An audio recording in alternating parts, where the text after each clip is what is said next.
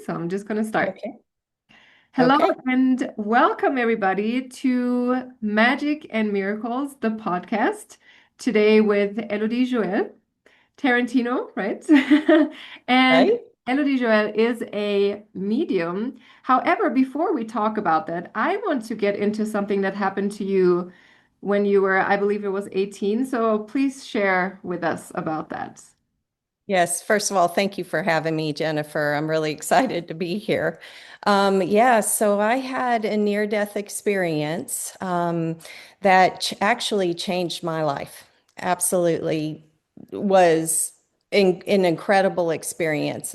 I wish everybody could experience it without having to go through the actual experience of almost dying, but it was, I had a cyst on my ovary that ruptured, and when it did, it popped a little blood vessel inside. So I started bleeding out slowly. Well, when I went to the doctor to still find out what was going on, when she pushed around on my stomach, she actually sliced that blood vessel open, and I started bleeding out really fast.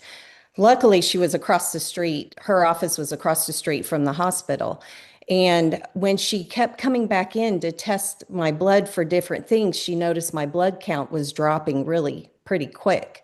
So she sent me over to the hospital to maybe get a laparoscopy to see what was going on. And then they saw that I was losing blood fast. I was turning pale. So when they went to put me into a room, and as they did, I started going into shock. And then next thing I knew, a whole team came rushing in. They tried to put an IV, and my veins had already collapsed. And I didn't even know what was happening. I just knew I was getting tired. I was going to the restroom. And before they had come in, I noticed I was very, very pale and had dark circles under my eyes. And I just thought that was terrible lighting. But anyway, they came in, they grabbed me, they rushed me off into emergency surgery, and I started convulsing and going into shock. And it was quite interesting because the lady was rubbing on my forehead saying, "Honey, just stay with us, stay with us." And and I was like, well, she was saying, stay with me, actually. And I'm looking at her thinking, what do you mean, stay with you? I still wasn't understanding what was happening. And then all of a sudden, I felt this warm sensation come over me, like somebody was pouring warm milk on my head. And I straightened out and I was gone. And then I woke up just feeling like a completely different person. I felt like I was a little mouse that was in a cage that I'd been let out into the desert after that. And there was so much vulnerability and awareness and understanding. And then as I kind of came out of my surgery, I started getting flashbacks of what I encountered. And so it was a pretty amazing experience. If you'd like, I can go a little further in telling you what was happening, but it Absolutely. was Sorry.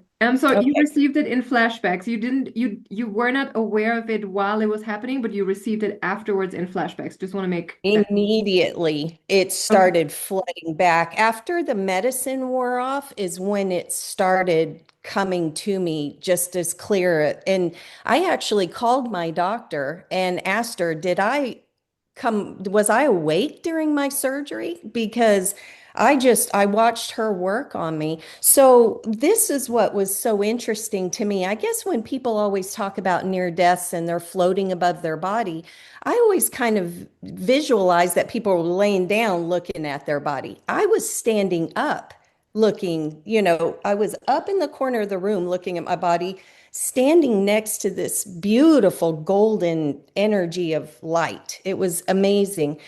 And I felt very indifferent. It was like watching my car being worked on. I wasn't scared, worried, or anything. And then, I find it interesting, my experience compared to other people. I actually was flying through the sky towards what looked like a sun.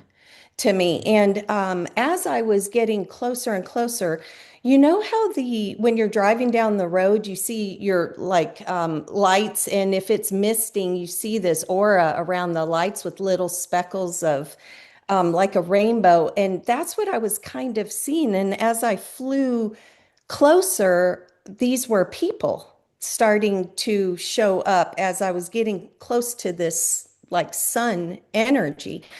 And I remember even thinking, why is my face not getting hot? And it was so interesting because I'm like, I should be feeling the warmth of the sun. So we come closer, and as we're coming closer, these people, I'm flying through these people, and there's some that are way far away, and I knew those to be like new souls. And as I got closer to this collective orange, what I believe it was consciousness, the souls got closer and closer to this hole, and then I was inside. And it was very interesting because I don't think this was any different than what other people experience, but I want to preface by saying it was a very humbling experience. I came in on a stage of like a level, and I was with this golden light, and there were people a little lower, but it had nothing to do with me being any more special. It was just my moment of my moment on review, and there were people all around me, and they were so supportive. And on my left-hand side, there were different groups of people. One of them I knew to be like professors and teachers and people who were like the best, almost the best and most knowledgeable of what they knew. And I knew they had been like on earth or in, experience life before. And then next to them, there was another there was like quite a few groups of people. I can't really tell you exactly, I can't remember what all the groups were, but they had their like specialties. And then there was one group of like, amazing energy. There was like 9 people, and they were very big and just powerful. And you know how when you have a dimmer switch and you turn the dimmer down and it's a low vibration, you turn it up real high and you can just feel, you see the lights, you feel that vibration. These were turned on like it was like the dimmer switch was really, really high, and the energy was projecting so amazing. And I just remember thinking, wow, they're so massive and beautiful and amazing. And so in front of me were all these people down there, and they were smiling, and I was so happy to be back home, Jennifer. I mean, it was like, I'm happy to be here. And up above these people was like a chiffon energy screen with my whole life happening at one time. It was my past, present, and future all at the same time. And I wasn't overwhelmed in any way. And it was just an amazing moment. And I'm looking at it, and they brought a time when I called a little girl a bad name. I was like in second grade, and I called her a bad name, and she was so embarrassed, and there were kids around, and they saw that. And I remember they put how she felt, they imprinted on me how she felt, how her soul felt about that. And then she went home and she told her parents, and I could feel the ripple effects of how they felt when she went home crying. And in that moment, I remember hanging my head and saying, I'm so ashamed. I could feel how could I hurt somebody like that? And so that was one of the things that when I came back, it changed how I treated people after that, because it was the intention to harm her soul, to make her look bad. That was so, how could I be that way? Because I realized being on the other side, once I was there in pure soul form, I knew we were all connected. So for me to hurt somebody else, I was hurting myself. And I think that's the gift they gave me was, see, this actually hurts you as well as it hurts her. And so they went on to show me that I was going to have two boys and my life was going to make a 180. Everybody goes through hard times in life. It's all relative to each individual. But at that point, my life had been pretty significant, very, very hard and challenging for me. So I didn't really have a desire to come back. And so I'm looking at my life and seeing they're showing me that I'm going to have two boys and my life is going to do a 180. And I remember turning to this golden, swirling, beautiful energy that I knew was all-encompassing love. And I said, it's not enough. I don't want to go back. And I kid you not, I've never really been a super religious person or, I believe in God. I've always had that feeling and knowing, or believe in a higher power.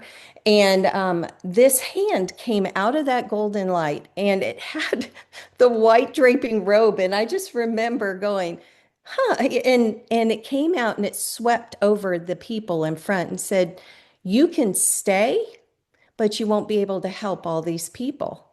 And I remember looking out and the people just grew into like thousands of people. And I remember going, I can't choose my soul over all these souls. I would love to go back and help. And then I was brought back, and they had already come out in the operating room. They came out and had my grandmother signing a paper because they couldn't find where I was bleeding from. They had already transfused 9 units of blood into me, and they exhausted all the blood they had in the hospital because I was still losing what they were even putting in me. And so she had to sign the papers that they may not be able to find this. And they did, just as she got those papers signed.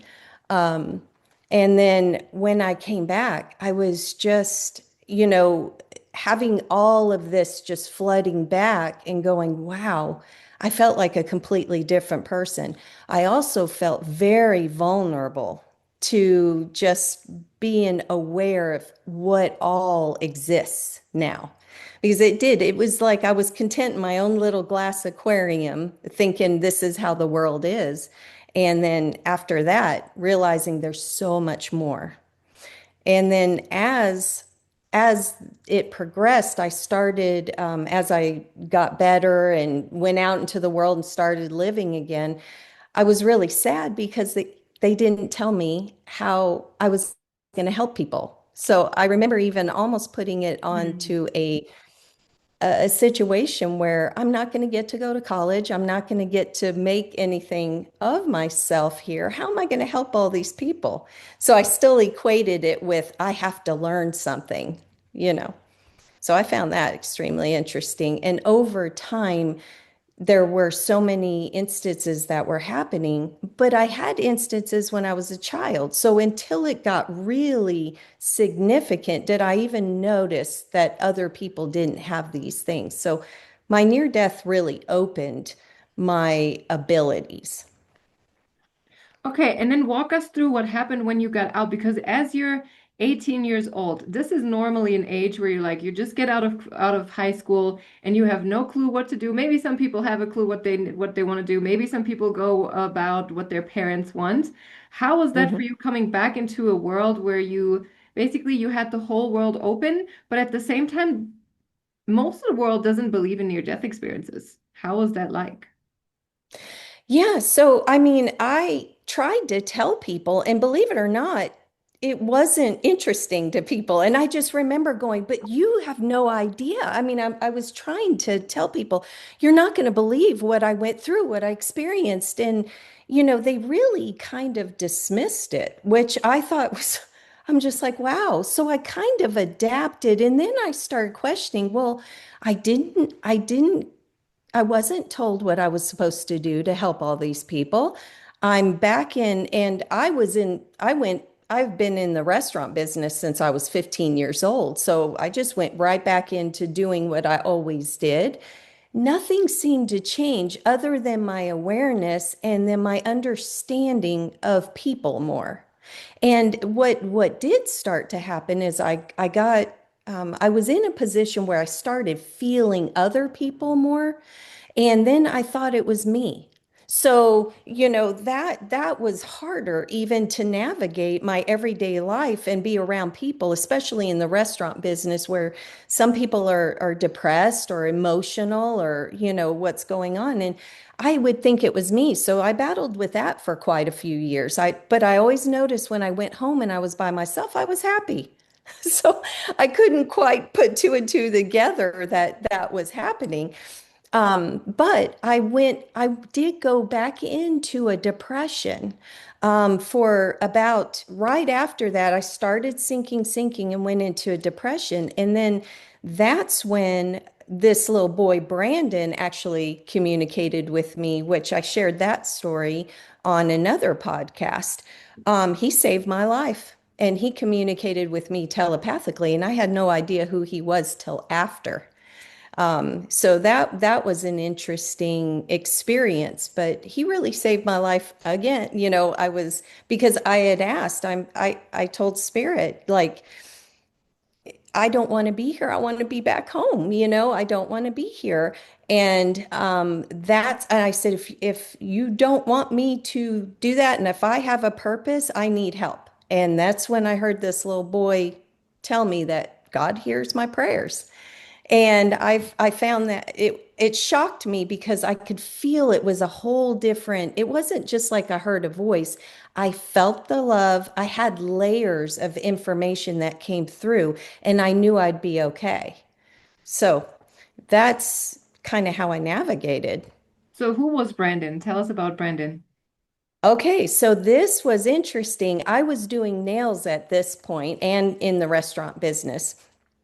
I had just gotten certified to do nails, and I had this client that was about my age, and she came in, and we really connected, just became friends. And I only did her nails a couple of times, and she knew I was kind of sad, but she didn't really know too much, but she told me, Elodie, I'm going to visit my aunt this weekend, and my aunt works with these autistic children, and they're super smart, and they like read all these doctor books, and they know how to do all these things, and they have all this information. And I'm sitting there looking at her going, really? Wow.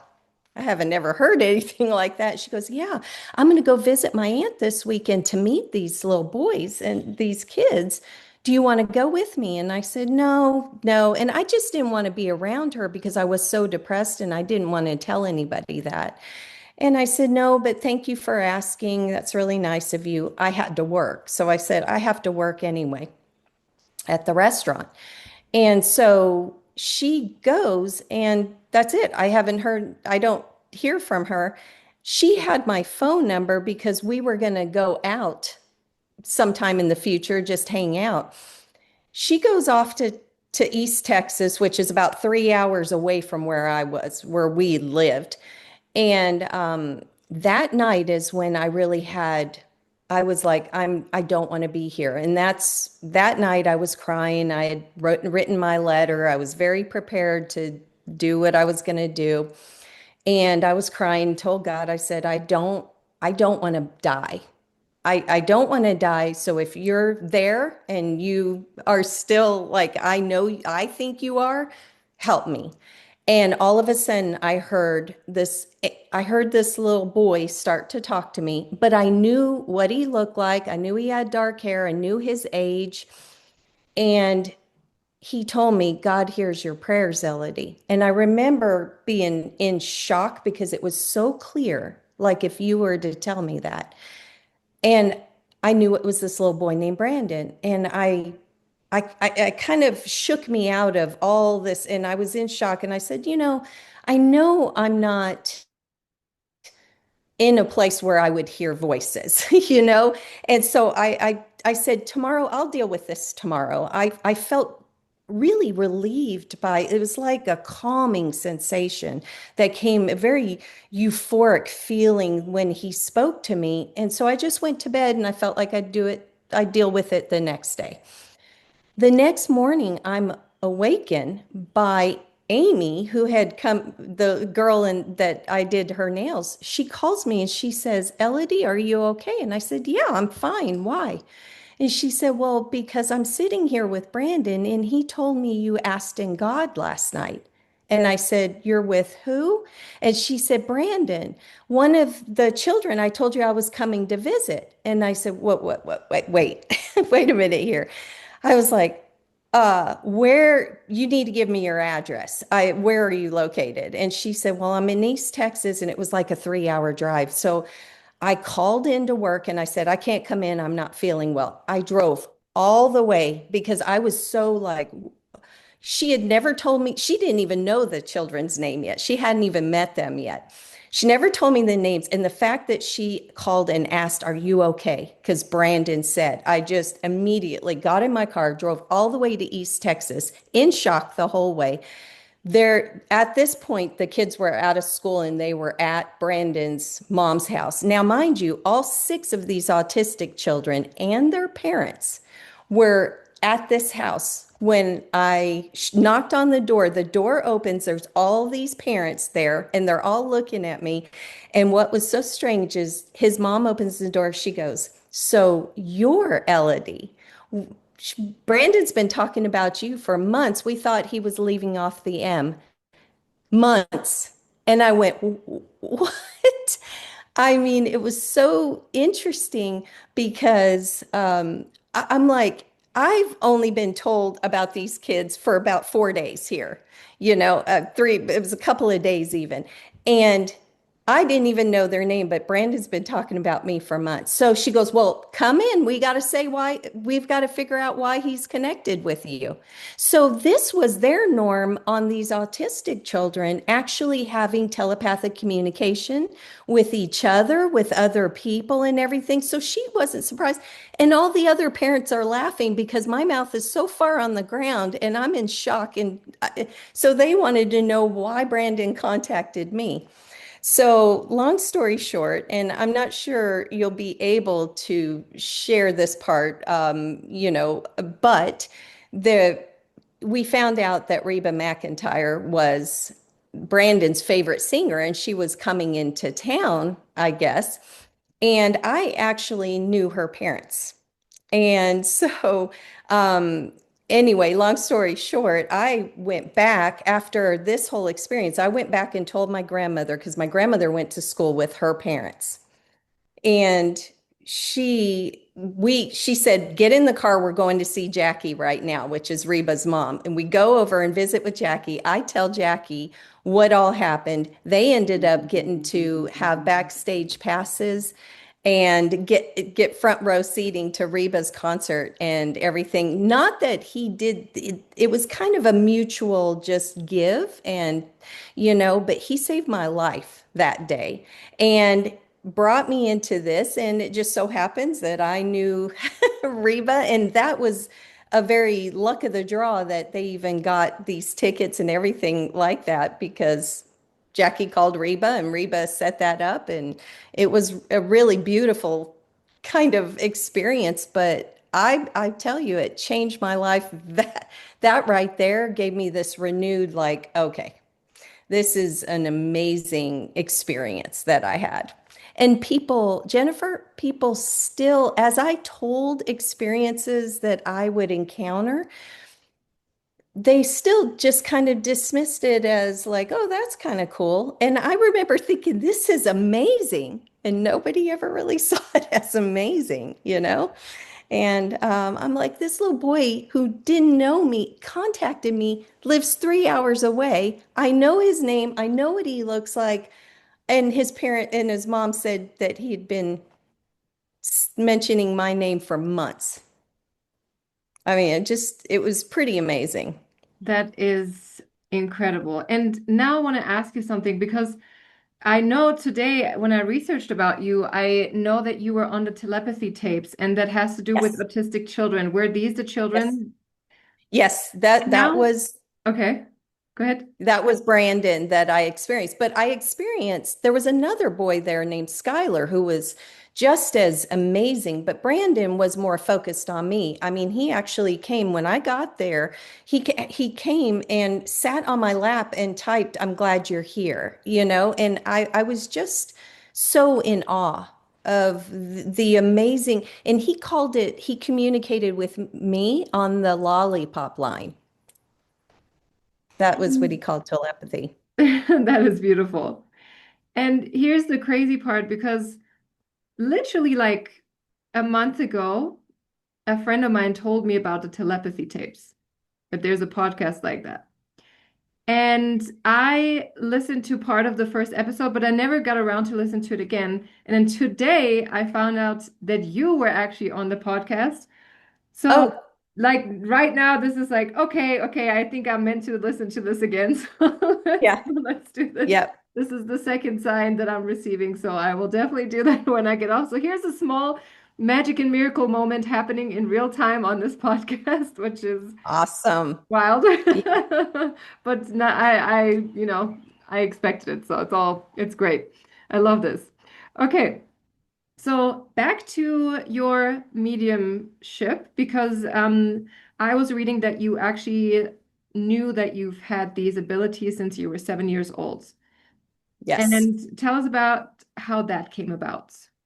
So it was really interesting because I guess about seven, was the time I really realized there were always like these three people standing in the corner of my room, and it was always two women and a man, and I couldn't see them, but I could feel them, and I knew they weren't ever going to harm me, but it was the same feeling of knowing that it was two women and a man. I don't know why I keep saying men, a man. And but I started realizing I should be able to see them and they can see me. And that's what kind of made me a little I started getting nervous. Like, why are they here? What are they doing?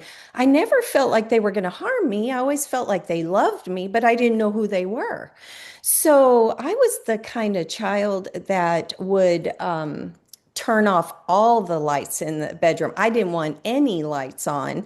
It's because I couldn't see them. I didn't want them to see me. I just had this. So at night, I would turn everything off and turn around the clock so there was no even light from my little digital clock or anything. And I would slide out from my covers and I would go put myself in the corner of the room and sit there until I made sure that I felt safe. And then sometimes I'd sleep there, or sometimes I'd get back in my bed.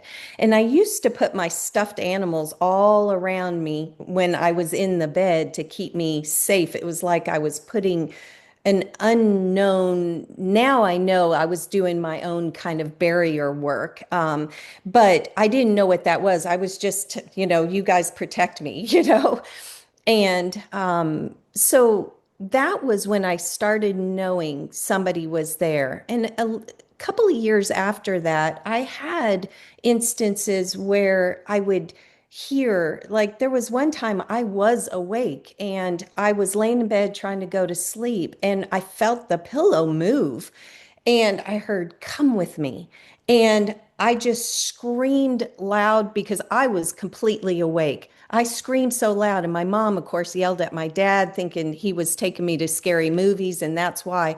But it wasn't, he wasn't doing that, and I wasn't having that reaction. Somebody was talking to me. And then I knew there were people that wanted to talk to me, and I just was so scared of them. I didn't want to interact with them. I didn't know who they were and things like that. So I would always say, "Go away, go away, go away." And then as I got older, I started noticing I had abilities to kind of sense other people's feelings, but not to the degree until after my near death.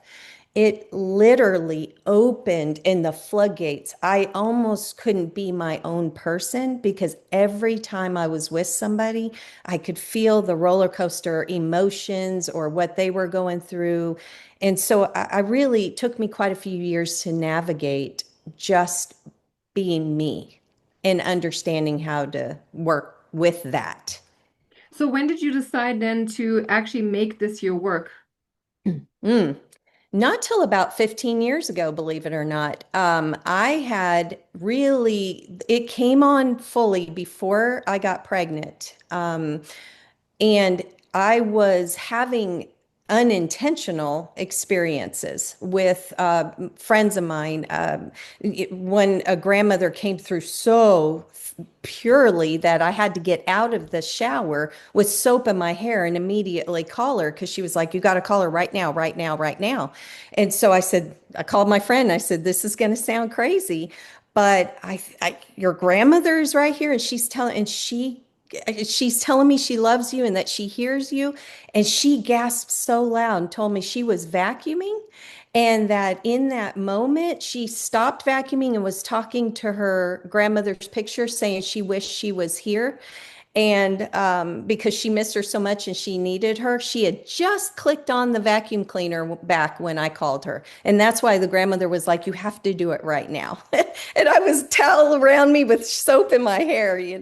So I had these beautiful experiences, but I really didn't know it was different.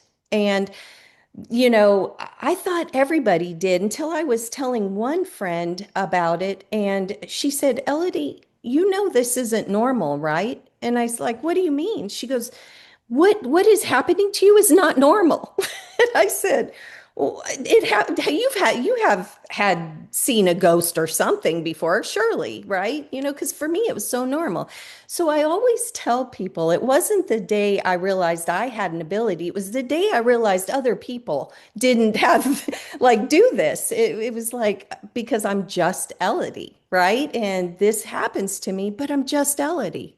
So it's so strange. So then I started kind of questioning it, but I became very aware that something was different. And honestly, I did have a rapport of knowing there were, like, I had a team of people on the other side that were with me, the people that were in the corner. I call them my team, that they're the ones that are with me. So I always knew I had this kind of awareness that they were kind of helping me or giving me information, but I didn't think that was abnormal. So as I started progressing, I met my husband and I became like my life did the 180 like they had told me. And then I got pregnant and I had my children. And I remember feeling them come in strong. And Mm. I went, "Oh no, I'm happy right now for the first time in my life. Come back when my kids don't need me that much anymore." That's literally what I said.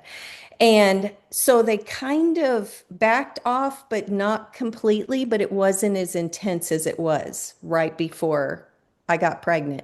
And then one day when my kids were little, I was walking through the living room and I guess I had the channel on where John Edward was on. And he came on and I heard him out of the corner, I heard him and I just dropped the clothes on the ground and I went, "That's exactly how I receive information." And so I just sat there and stared at him for the longest period of time, knowing in that moment that's exactly what I do. And before then, there really weren't any mediums other than Sylvia Brown, and I wasn't, I didn't really get into her much, but there weren't really mediums.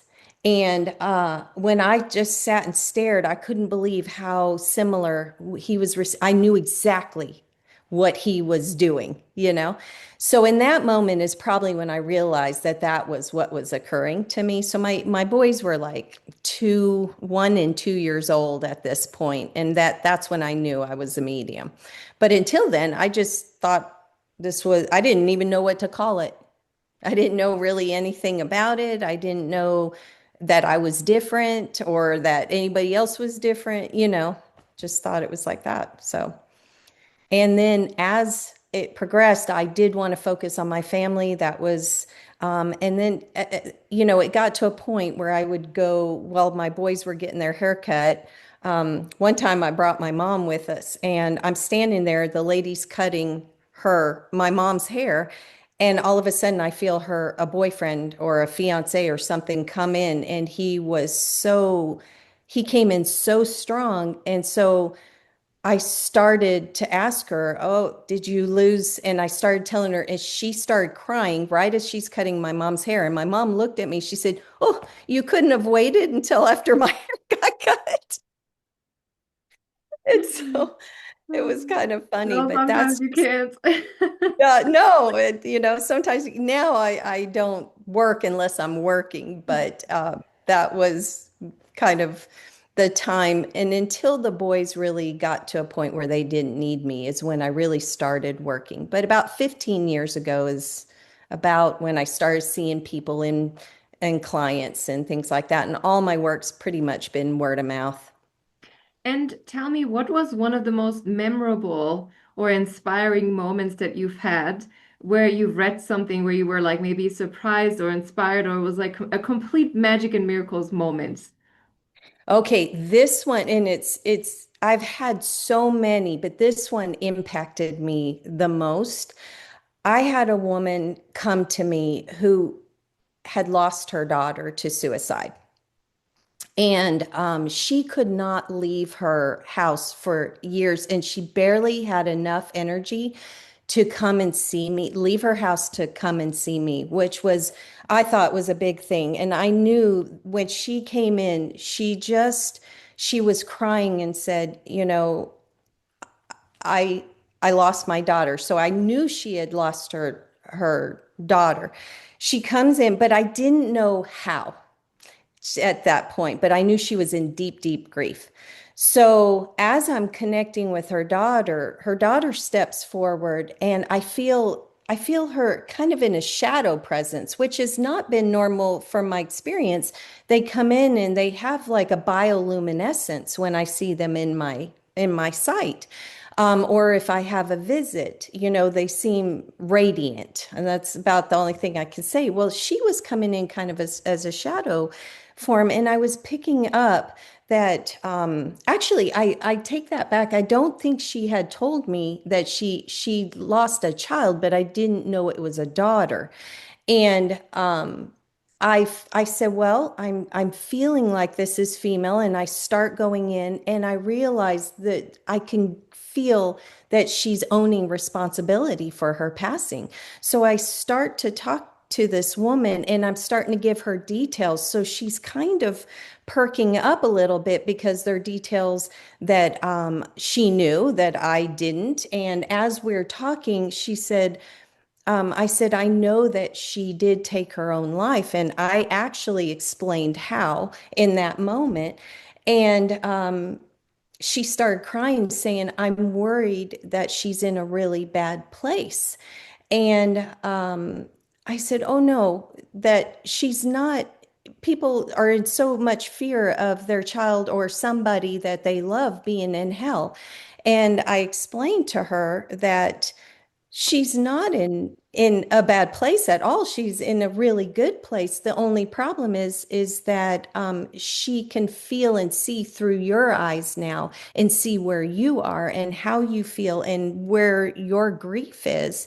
And she lives in that. So in some form or fashion, that is kind of a hell for them, right? Because now they're taking on the grief that they caused in other people and they're living that, and that makes her sad. So as we're having this beautiful, now the mom is starting to understand, okay, you're giving me evidence. These are pieces of evidence for my daughter. I know she's speaking to you. I know she still exists. And as we're going through this session, I see the daughter on the other side starting to become more vibrant, and she's smiling, and now I can see her. So towards the end of the session, I'm like, man, your daughter, and I could feel the lady in front of me actually becoming less heavy with grief. And so I'm realizing that both of them are lifting at the same time. And that was such a huge moment for me because it was a moment I realized I'm not only helping the person that's sitting here in front of me, I'm helping the energy in the soul that's on the other side to help somebody, their loved one, to lift from grief. And I said, oh my gosh, your daughter looks so beautiful. And I started describing her hair, what her face, her eyes, everything, and she's smiling. And the session started getting stronger, and I was able to tell her, oh, you remember this memory? And I was sharing this, and the mom was at that when she walked out, she said, Elodie, I can't even tell you being here, what today has done for me. So that was that moment that I realized I'm here for both sides, here in the physical sense, and for us to not get stuck on a soul level, not to be, this is, you have your own purpose of being here. Her mother still had a purpose to fulfill in her journey on a soul level here in the physical world. And she was so stuck in heavy grief that she could barely even get to the grocery store. And so I know that that day was, to me, that was a miracle. And it was only done from the other side. And it was an amazing journey. So that was one of my most memorable. There have been so many on yeah, just moments throughout my journey with this, and I feel so fortunate. You do have to come with an understanding for how the soul really works and what our purpose is here. And now it's just become, over all these years that I've been doing this and I've been a part of this, to me, it's just about giving, helping both the other side and here in that journey. I love that. And so regarding all of this, like what has mediumship, what was the most important and most valuable lesson for yourself that mediumship has taught you? That we can connect with our loved ones and that life does not stop because the physical body ceases to exist. We are all energy. It's an ongoing process. Somebody made the comment one time, another famous medium, and I absolutely feel this exact way, is that, what do you do once somebody passes? You've got to learn you can still communicate with them. So it's the same thing as if your loved one woke up one day and all they spoke was Chinese. What are you going to do about that? You're going to learn how to speak Chinese so that you can communicate, right? So for me, I always tell my clients, you don't need me to do this. You can do this. You just have to learn how to connect with them. So it's an opening of your awareness, knowing what I do is I will help bring you proof that they still are here so that you can now take that evidence and go home and talk to them with knowing they watch you and they're with you every day and they're present and they know what you're doing. They know what's going on and you will see them one day again. And that is, I think, the biggest thing I want people to know is that you can still be connected to somebody. Yes, it does take away the ability to give them a hug, but it doesn't take away the ability to share in your life with them in a different way, and Or that they're even very present. or even asking them for help or guidance. Like you can even do that still. And I think that's really powerful and really beautiful. Absolutely. And how would you say your relationship with death has changed after not only being a medium, but also after your near-death experience? You know, I have no fear of the death, and I welcome it when the day has come that I've fulfilled my purpose, because I do know that that's what each of us are here for. And if you don't fulfill your purpose, then you may have to come and experience it all again, the hardships. I After my near death, I absolutely believe 100% in reincarnation. I didn't ever really think about it before, but when what I was shown, it's clearly about learning about love, relationships, what we're supposed to learn here in the physical form. I do know that when we're on the other side, we want to come back until we're back here experiencing things, and it becomes a little tougher. However, if you look at it as a lesson and not a punishment, that helps us to navigate our world while we're here. And the only thing I worry about, so I have no fear of the other side, and I can't wait till the day that I'm back there again. But I am enjoying being here in the physical world because there's certain things like eating a mango we can't experience in our pure soul state, right? That, oh my gosh, taste, actually getting to hug people, actually getting to have a baby, actually getting all these experiences that come with our physical life.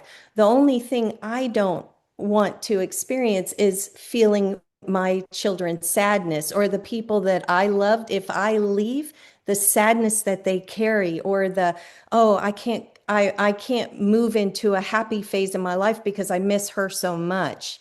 That's what I don't like, so I'm trying to educate people. Please don't be sad when you've lost your loved one. You're going to see them again. Learn how to communicate with them. Be with them even though they're in a different form. Communicate and share in your experiences and enjoy life because they're seeing through your eyes. They're experiencing what you are experiencing. So all the joy that you experience, they get to experience. All the sadness you experience, they're going to experience that, right? So I think I know that when I'm gone, my boys are going to miss me and everything, but I want them to embrace their life because and so I tell them, please, if there's comes a day that I have to leave, please be happy, be joyful, and I'm going to experience life through you. Mm, that is really powerful. Thank you so much for sharing that. And Absolutely. now I have a last question, which I'll be asking everyone on the podcast, which is if you could leave our listeners with one story or moment that made you believe without a doubt that magic and miracles are real, what would it be? And you shared one of your clients, but share one for you, from you.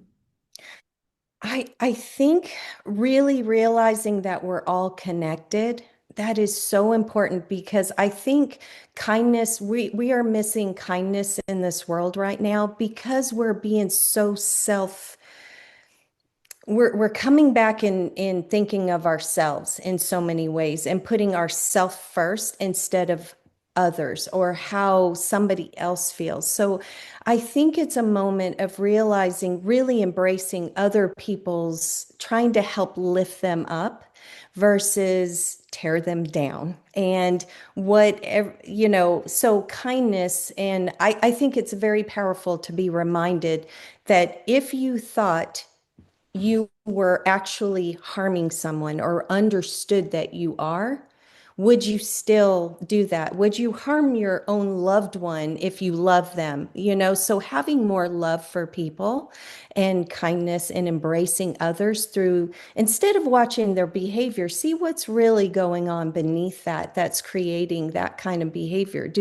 Are they missing out and being loved? Have they had such a hard life that they don't know what kindness is? So I think that all comes back to that. And that is probably for me the most powerful in understanding, and that people need help sometimes. And they need help by just being loved and being understood. Hmm, absolutely. I so agree with that. And where can our listeners find you? You can look at elodiejoel.com. That's my website, ELODIEJOELLE.com.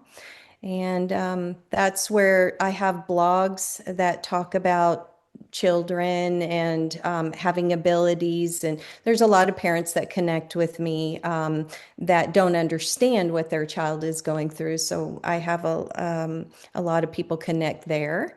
Um, and so I tell my story on that. I was a little bit more in depth today than even maybe what's on my near death on my website, but I appreciate you giving me the opportunity to speak with you today, and I've enjoyed it so much. Thank you so much for being here, and thank you so much for your time and for your knowledge and your wisdom. This was really, really awesome. I really enjoyed this, and I'm sure the listeners did as well. So, thank you again so much. And for the listeners, I hope you all have a great rest of your day wherever you are.